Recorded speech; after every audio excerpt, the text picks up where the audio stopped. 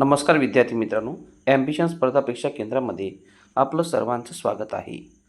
आज आपण चालू घडामोडी या सदरामध्ये लोकमान्य टिळक पुरस्कार 2026ची माहिती पाहणार आहोत.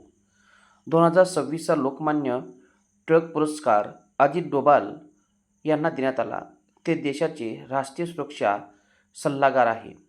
राष्ट्रीय सुरक्षा क्षेत्रातील योगदानासाठी देशांचे राष्ट्रीय सुरक्षा सल्लागार अजित डोभाल यांना लोकमान्य टिळक पुरस्कार 2026 देण्यात आला.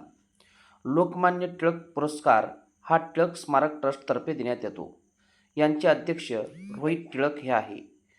अजित डोभाल यांना 44वा लोकमान्य टिळक पुरस्कार देण्यात आला.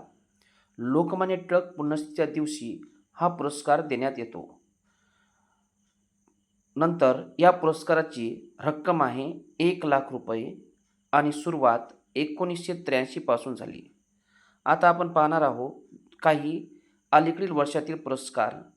2022मध्ये टेसी थॉमस यांना लोकमान्य टिळक पुरस्कार देण्यात आला.